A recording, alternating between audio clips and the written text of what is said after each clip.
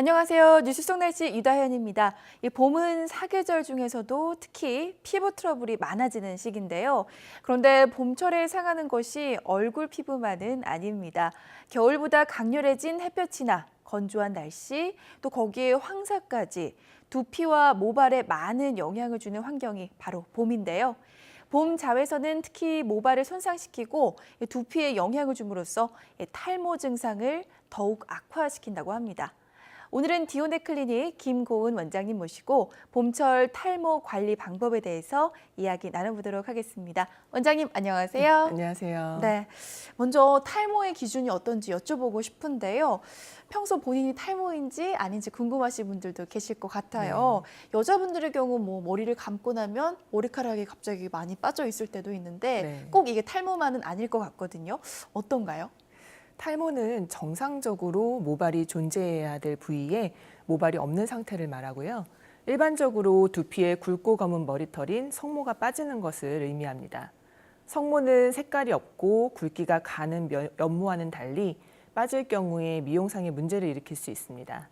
서양인에 비해 모발 밀도가 낮은 우리나라 사람의 경우 5만에서 7만 개 정도의 머리카락이 있으며 하루에 약 50 내지 70개까지의 머리카락이 빠지는 것은 정상적인 현상입니다. 네. 따라서 자고 나서나 머리를 감을 때 빠지는 머리카락의 수가 100개가 넘으면 병적인 원인에 의한 것일 가능성이 높으므로 의사와 상담해 보시는 것이 좋습니다.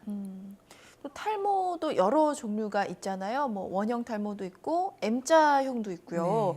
이 종류별 탈모에 대해서 설명해 주시냐면 어떤 것들이 다르고 또 어떤 증상들이 있나요? 남성형 탈모는 대머리에 가족력이 있는 사람에서 20대나 30대부터 모발이 점차 가늘어지면서 탈모가 진행되게 됩니다. 이마와 머리털의 경계선이 뒤로 밀리면서 양측 축두부로 M자 모양으로 이마가 넓어지며 머리 정수리 부위에도 탈모가 서서히 진행되게 되는 건데요. 여성형 탈모는 남성형 탈모와 비교해서 이마 위에 모발선이 유지되면서 머리 중심부에 모발이 가늘어지고 머리숱이 적어지는 특징을 가집니다. 탈모의 정도가 약해서 남성형 탈모에서처럼 이마가 벗겨지고 완전한 대머리가 되는 경우는 드뭅니다. 원형 탈모증은 다양한 크기의 원형 또는 타원형의 탈모반이 발생하는 점이 특징적인데 주로 머리에 발생하며 드물게 수염이나 눈썹, 속눈썹에도 생길 수 있고 증상 부위가 확대되면서 큰 탈모반이 형성되기도 합니다. 머리카락 전체가 빠지면 전두 탈모증, 전신의 털이 빠지면 전신 탈모증이라고 구분합니다. 휴지기 탈모증은 원인 자극 발생 후 2 내지 4개월 후부터 탈모가 시작되어 전체적으로 머리숱이 감소하게 되며 원인 자극이 제거되면 수개월에 걸쳐서 휴지기 모발이 정상적으로 회복됨에 따라서 모발 탈락은 감소하게 됩니다. 네. 탈모가 보통 유전적이라고 생각하시는 분들 많을 것 같은데요. 꼭 그렇지만도 않다고요? 탈모의 원인은 굉장히 다양합니다. 대머리의 발생에는 유전적인 원인과 남성 호르몬인 안드로겐이 중요한 인자로 생각되고 있으며 여성형 탈모에서도 일부는 남성형 탈모와 같은 경로로 일어나는 것으로 추정되고 있지만 임상적으로 그 양상의 차이가 있습니다.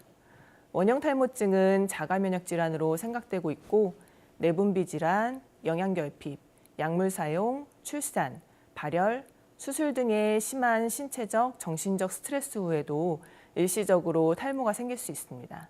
네. 나이 드신 분들뿐만이 아니라 요즘 탈모 때문에 병원을 찾는 사람들이 20, 30대들도 많다고 해요. 이렇게 젊은 층이 갑작스럽게 늘어나게 된 이유 따로 있을까요?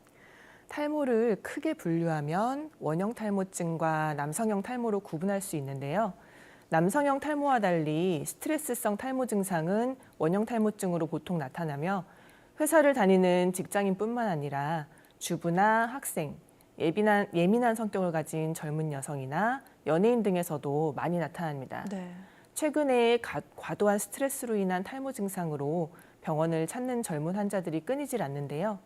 정확한 원인 결과가 밝혀지지는 않았지만 스트레스는 탈모의 중요한 원인 중에 하나일 것이라는 것이 전문가들의 공통된 견해입니다.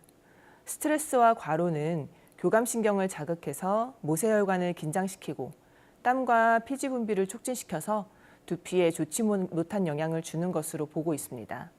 원형 탈모의 경우에는 아직까지는 정확한 기전은 밝혀져 있지 않지만 면역 체계가 자기 자신의 모낭을 공격해서 탈모를 일으키는 자가 면역 기전으로 생각되고 있으며 여기에는 유전적 요인과 정신적인 스트레스가 영향을 미친다고 알려져 있습니다. 네, 무엇보다 탈모 예방하는 게 가장 중요할 것 같은데요. 네. 탈모 예방법 좀 소개를 해주시죠. 겨울에 비해서 신진대사가 활발해지고 일교차가 큰 봄에는 탈모가 더욱 심해질 수 있습니다. 두피의 유수분 균형이 깨져서 두피의 각질과 지방 형성이 많아지기 때문인데요. 여기에 황사나 꽃가루, 미세먼지 등의 오염물질이 모발에 달라붙어서 두피의 모공을 막고 피지 분비와 혈액순환 등 신진대사 기능을 떨어뜨립니다. 이렇게 모낭세포의 활동이 저하되면 탈모가 더 촉진되고 또 황사바람에 의해 가늘어진 모발은 탈모를 유발하거나 진행시키기도 합니다. 두피 관리의 시작은 꼼꼼한 머리 감기인데 우선 자신의 두피에 맞는 샴푸를 사용하는 것이 좋습니다. 또한 자외선이 강한 시간대에는 외출을 삼가는 것이 좋습니다. 강한 햇볕은 머리카락의 멜라닌 색소를 파괴해서 탈색이나 건조를 유발하고 모발의 단백질을 악화해서 쉽게 끊어지게 하고 두피 노화를 앞당기기 때문인데 두피 보호를 위해서 모자나 양산을 사용하거나 자외선 차단에 효과가 있는 제품을 두피에 발라주는 것이 효과적입니다. 네, 말씀하신 두피 청결의 경우에 샴푸를 어떻게 해야 깨끗하게 하는지 잘 모르겠거든요. 저도 네. 그냥 막 문지르는 경우가 많은데 올바른 샴푸 방법에 대해서도 알려주세요. 머리는 하루에 한 번 저녁에 감는 것이 좋습니다. 하루 종일 두피와 모발에 쌓인 먼지와 피지를 자기 전에 제거하는 것이 좋기 때문인데요. 머리를 감지 않고 노폐물과 불순물을 방치할 경우에는 오염물이 모근을 막아서 더 심한 탈모를 야기할 수 있기 때문에 깨끗이 씻어내야 합니다. 머리를 감을 때는 미지근한 물을 이용하고 샴푸의 화학 성분이 두피를 자극할 수 있기 때문에 5분 이내로 짧은 시간 안에 감습니다. 샴푸 후에는 헤어 드라이어의 찬바람으로 두피를 완전히 말리는 것이 중요한데 뜨거운 바람은 두피와 모발을 건조하게 하기 때문에 찬바람이 더 좋은 것입니다. 헤어드라이기를 뜨거운 바람이 아니라 찬바람으로 네. 말리는 게 좋군요. 네, 마지막으로 또 탈모 증상이 의심되는 분들 치료법도 궁금해 하실 텐데요. 치료 방법 어떤 것들이 있을까요?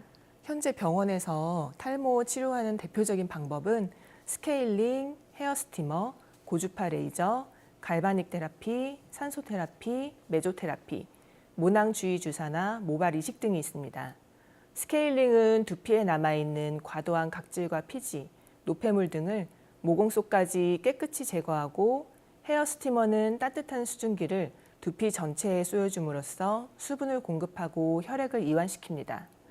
고주파 레이저는 탈모 부위를 마사지함으로써 혈액순환 촉진과 신진대사를 증진시켜주며 갈바닉 테라피는 각종 앰플 분사, 피지 조절, 마사지, 음이온 발생을 통해서 두피 상태와 혈행을 개선시키는 효과를 기대하는 치료입니다. 산소 테라피 역시 두피에 영양을 공급함과 동시에 산소를 분사해 두피를 활성화시키고 모발 재생을 촉진시킬 수 있습니다. 메조테라피는 두피에 필요한 특수 영양 성분을 진피 내에 직접 주입해서 탈모 진행을 억제하고 모발 성장을 유도합니다. 이미 탈모가 심하게 진행된 경우에는 자가 모발 이식술을 고려해 볼 수도 있습니다. 네, 오늘 말씀 고맙습니다. 오늘은 봄철 탈모에 관한 이야기 나눠봤는데요. 요즘은 탈모를 위해 필요에 따라 새로운 의료 기술들이 나오고 있지만 무엇보다 중요한 건 스트레스를 받지 않고 규칙적인 생활을 하는 등 생활 습관 개선이 가장 중요하다는 겁니다. 오늘 말씀드린 생활 속 수칙들 꼭 잊지 마시고 실천해 보시길 바랍니다. 뉴스 속 날씨 오늘 준비한 이야기는 여기까지입니다. 시청해 주신 여러분 고맙습니다.